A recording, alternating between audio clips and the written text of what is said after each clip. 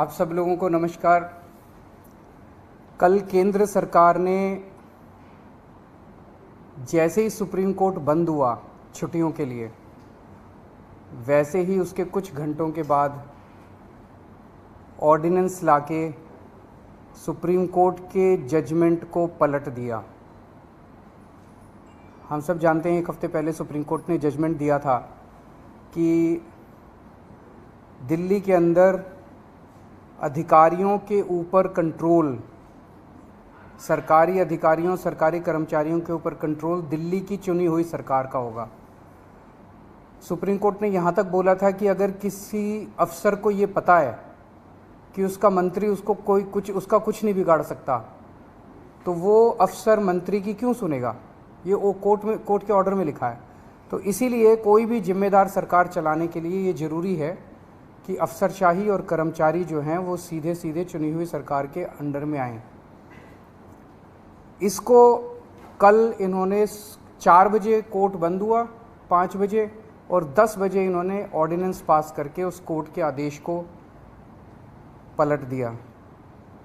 जिस दिन आदेश आया था उसके अगले दिन इन लोगों ने सोच लिया था कि ऑर्डिनेंस लाके इस आदेश को पलटना है, क्योंकि अगर हम सीक्वेंस ऑफ इवेंट्स देखें, जजमेंट आने के और उसको पलटने के बीच में 8 दिन है। पहले 3 दिन सेक्रेटरी सर्विसेज गायब हो गया, उसका फ़ोन ऑफ हो गया। 3 दिन के बाद सेक्रेटरी सर्विसेज निकलते हैं, कहते हैं मैं कोर्ट का ऑर्डर मानने को तैयार हूँ। तो चीफ सेक्रेटरी फिर बीच बीच में गायब हो जाते हैं और सिविल सर्विसेज बोर्ड की मीटिंग होने में 3 दिन लग जाते हैं। फिर फाइनली जब सिविल सर्विसेज बोर्ड की मीटिंग होती है और एलजी के पास प्रस्ताव भेजा जाता है तो 2 दिन एलजी साहब बैठ जाते हैं उसके ऊपर। 8 दिन इन लोगों ने इस तरह से बिता दिए। ये सारे के सारे कोर्ट के बंद होने का इंतज़ार कर रहे थे कि कब कोर्ट बंद होगा, कब कोर्ट की छुट्टियां होगी और कब हम अध्यादेश लाएंगे। तो प्रश्न ये उठता है कि ये कोर्ट के बंद होने का इंतज़ार क्यों कर रहे थे कि जब कोर्ट बंद होगा तब हम अध्यादेश लाएंगे। पहले ले आते, जब कोर्ट की छुट्टियां नहीं चल रही थी, जब कोर्ट खुला था, जिस दिन अध्यादेश आया 3 दिन बाद, 4 दिन बाद, 5 दिन बाद ले आते, क्योंकि ये अंदर दिल के अंदर जानते हैं कि ये अध्यादेश पूरी तरह से गैर कानूनी, गैर संवैधानिक और जनतंत्र के खिलाफ है। इन्हें पूरी तरह से पता था कि अगर सुप्रीम कोर्ट के खुले होते हुए अगर ये अध्यादेश ले आते और हम अगर अगले दिन इसको सुप्रीम कोर्ट में चुनौती देते तो सुप्रीम कोर्ट में ये 5 मिनट भी ये अध्यादेश टिकने वाला नहीं था। तो ये चाहते थे कि सुप्रीम कोर्ट बंद हो और उसके बाद ये अध्यादेश लेके आएँ। अंदर खाने ये भी जानते हैं कि ये अध्यादेश 5 मिनट भी टिकने वाला नहीं है। तो क्या इस अध्यादेश की लाइफ केवल 1.25 महीने की है जब तक सुप्रीम कोर्ट बंद है? 1 जुलाई को सुप्रीम कोर्ट खुलेगा, हम इसको चैलेंज करेंगे सुप्रीम कोर्ट के अंदर और फिर सुप्रीम कोर्ट, हम जानते हैं कि ये भी जानते हैं, अंदर खाने ये भी जानते हैं कि इस अध्यादेश का क्या होगा। तो क्या ये अध्यादेश केवल इस 1.25 महीने की छुट्टियों के लिए लाया गया है? आज मैंने आप ही लोगों के चैनलों पे देखा कि ये कह रहे हैं कि हम इन्होंने रिव्यू पिटीशन फाइल कर दी है, किसी ने कॉपी भी भेजी है, शायद कर दी है या करने वाले हैं, कर दी है। रिव्यू पिटीशन का क्या मतलब रह गया? जब ऑर्डिनेंस लाके इन्होंने पूरे के पूरे जजमेंट को ख़त्म कर दिया तो जो जजमेंट ही नहीं बचा उसका रिव्यू का कैसा? तो रिव्यू पिटीशन तो तभी मेंटेनेबल होगी जब अध्यादेश को वापस लिया जाएगा रिव्यू पिटीशन की हियरिंग के पहले। तो ये क्या ये इंडिकेशन है कि जैसे ही सुप्रीम कोर्ट खुलेगा इस अध्यादेश को वापस ले लिया जाएगा? नहीं तो रिव्यू पिटीशन का मतलब ही नहीं है। जज तो यही कहेंगे कि भाई तुमने तो सारा हमारा जजमेंट खत्म कर दिया, तो रिव्यू पिटीशन किस बात की है? रिव्यू पिटीशन तो कुछ है ही नहीं। तो ऐसा लगता है कि ये केवल एक भद्दा मजाक किया गया है जनतंत्र के खिलाफ, देश के लोगों के साथ, दिल्ली के 2 करोड़ लोगों के साथ। एक तरह से सुप्रीम कोर्ट ने जजमेंट दिया, क्लियर जजमेंट दिया कि दिल्ली की चुनी हुई सरकार को पूरा अधिकार है दिल्ली चलाने का, 3 सब्जेक्ट्स छोड़ के, police, law and order and land, बाकी सारे सब्जेक्ट्स हमारे पास हैं। उस जजमेंट को 1 हफ्ते के अंदर ये अध्यादेश लाके अगर ये टर्न डाउन कर देते हैं तो ये आम आदमी पार्टी तो बहुत छोटी सी पार्टी है, हम तो बहुत छोटे लोग हैं। ये तो सीधे सीधे केंद्र सरकार सुप्रीम कोर्ट को चुनौती दे रही है, सुप्रीम कोर्ट को चैलेंज कर रही है कि तुम जो मर्जी ऑर्डर कर लो, तुम्हारे सारे ऑर्डर हम 2 मिनट के अंदर ऑर्डिनेंस लाके बिल लाके सब खत्म कर देंगे। ये चैलेंज इन्होंने ये सुप्रीम कोर्ट की मैजेस्टी को चैलेंज किया जा रहा है, उनकी पावर को चैलेंज किया जा रहा है कि तुम जो मर्जी ऑर्डर कर दो, हम तुम्हारे सारे ऑर्डर खत्म कर देंगे। सुप्रीम कोर्ट की इंसल्ट की जा रही है। This is a direct contempt of supreme court. आम आदमी पार्टी को 3 बार प्रचंड बहुमत, 4 बार, 3 बार असेंबली के अंदर मिला और 1 बार एमसीडी के अंदर प्रचंड बहुमत मिला आम आदमी पार्टी को। दिल्ली के लोगों ने बार बार चीख चीख के कहा है कि हमें आम आदमी पार्टी की सरकार चाहिए, हमें आम आदमी पार्टी की सरकार चाहिए, हमें आम आदमी पार्टी पसंद है। और बार बार इन लोगों ने आम आदमी पार्टी को की सरकार को काम करने से रोका है। तो ये तो एक तरह से खुली चुनौती है कि तुम जिसको भी, हमारी पार्टी के अलावा जिसको भी चुनोगे, हम उसको काम नहीं करने देंगे। ये क्या बात हो गई? ऐसे देश कैसे चलेगा? पहले ये 2015 में नोटिफिकेशन लेके आए, उस नोटिफिकेशन के बाद ये एक 2021 में एक कानून लेके आए, जिस कानून से और हमारी पावर्स छीनी गई। पिछले साल झूठे केसेस में फंसा के हम अच्छे स्कूल बना रहे थे, हमारे एजुकेशन मिनिस्टर को जेल में डाल दिया ताकि स्कूल ना बन सके।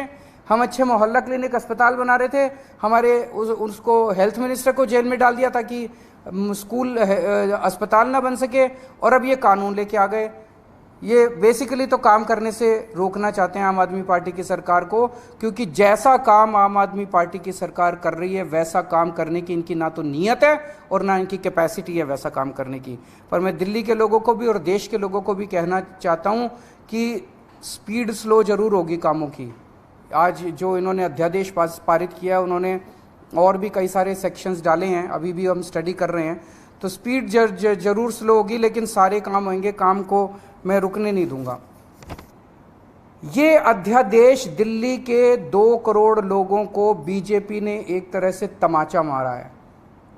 बीजेपी का कहना है तुम जिस भी सरकार को चुनोगे, चुन के देख लो, हम काम नहीं करने देंगे, हम काम रोकेंगे, हम तुम्हारी सरकार को काम नहीं करने देंगे। ये तो दिल्ली के लोगों को का अधिकार है अपनी सरकार चुनने का। भाई संविधान देता है अधिकार कि आप जिस मर्जी को वोट देके चुनो। वो कह रहे हैं कि जिसको भी चुनोगे हम तुमको काम नहीं करने देंगे। आम आदमी पार्टी छोटी पार्टी है, हम बहुत छोटे लोग हैं।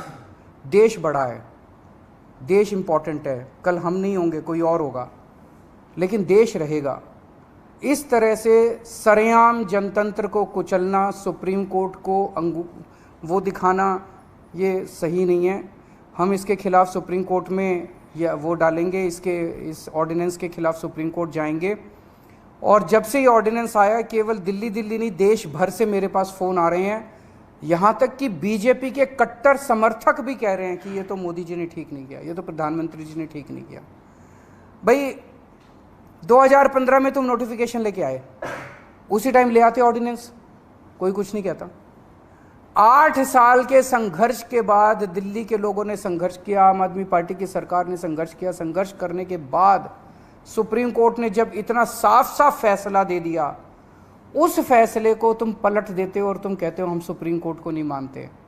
इसके तो ये तो पूरा देश देख रहा है और पूरा देश कह रहा है ये तो बहुत गलत काम किया इन लोगों ने। तो दिल्ली के लोगों के बीच में जाऊंगा मैं अब, और बहुत जल्दी दिल्ली के अंदर महारैली की जाएगी। और मुझे जिस तरह से रिएक्शन आ रहे हैं जनता के, मेरे को लगता है कि इस बार दिल्ली के अंदर भारतीय जनता पार्टी को जनता 7 में से 1 भी सीट नहीं देने वाली। जनता बहुत नाराज़ है इनके हथकंडों से, इनकी तानाशाही से और इनकी गुंडागर्दी से। मैं आज इस मंच के ज़रिए सभी अपोजिशन पार्टीज़ को अपील करना चाहता हूँ कि राज्यसभा के अंदर जब ये बिल आएगा, ऑर्डिनेंस जब बिल के रूप में पेश किया जाएगा, इसे किसी भी हालत के अंदर राज्यसभा में पारित नहीं करवाना।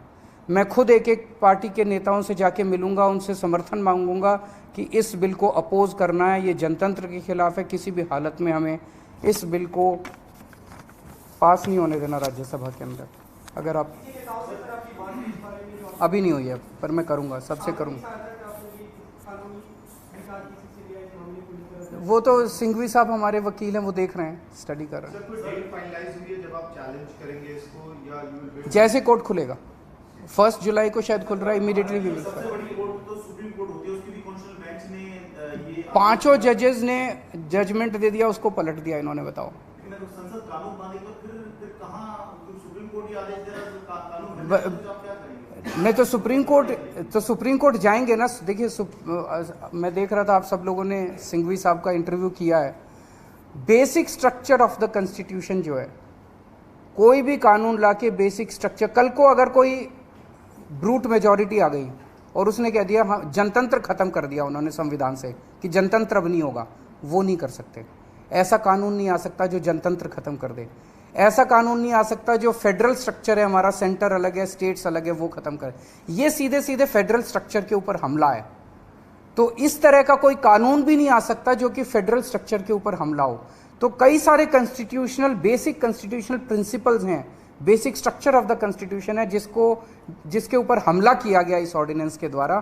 तो ऐसा मानना है कई सारे कानून के जानकारों का कि ये ऑर्डिनेंस जो है, या ये अगर कानून की शेप भी लेता है तो ये कोर्ट के अंदर टिकेगा नहीं। ये जो ऑर्डिनेंस पास हुआ, do you think this is no more Delhi versus centre, rather the court versus the, ये पूरी की पूरी लड़ाई अब एक तरह से सुप्रीम कोर्ट वर्सेस सेंटर है। ये केवल दिल्ली सरकार एक छोटी सी चीज हो गई है। उन्होंने तो सीधे सीधे कह दिया। इस तरह से तो ये बहुत खतरनाक चीज है। सुप्रीम कोर्ट कोई भी आदेश पारित करेगा, अगर केंद्र सरकार के खिलाफ पारित करेगा, केंद्र सरकार कानून लाके उसको पलट देगी, उनकी मेजॉरिटी है ना। फिर देश की जनता कहाँ रह गई? जैसे आप लोगों ने सुना होगा कि वो भी इन्होंने ऑर्डिनेंस लाके किया था, जो ईडी के डायरेक्टर की एक्सटेंशन वाला मामला था। ऑर्डिनेंस लाए थे, लेकिन अब सुप्रीम कोर्ट कह रहा है कि हम उसको, मतलब अभी जजमेंट नहीं आया, लेकिन हियरिंग के दौरान सुप्रीम कोर्ट ने कहा कि हम इसको नहीं मानते। It is obviously Keshwanand Bharti was the basic structure of the constitution. This is basic structure. They are attacking the basic structure of the constitution. नहीं, नेताओं की नहीं, आम आदमी पार्टी दिल्ली में करेगी। मैं दिल्ली की जनता के बीच में जाऊंगा, घर घर जाऊंगा, मैं एक एक घर में जाऊंगा और उनको बताऊंगा कि किस तरह से इन्होंने किया है। आपकी पावर को छीना है। केजरीवाल छोटी चीज है, जनता बड़ी चीज है।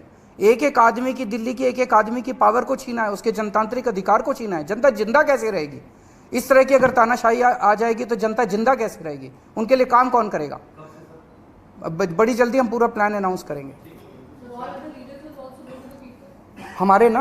Yes, of course, the whole आम आदमी party will be on the streets in the coming days.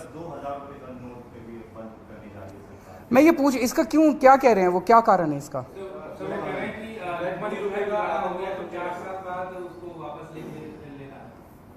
मैं तो बार बार कह रहा था कि सरकार को पढ़ा लिखा होना चाहिए।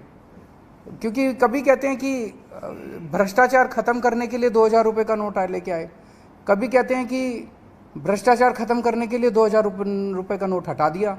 तो मतलब कुछ समझ नहीं आ रहा कि सरकार कर क्या। पूरा देश को लाइनों में लगाए रखते हैं, पूरा दिन लाइनों में लगाए रखते हैं, हर 3-4 साल में लाइनों में लगा देते हैं।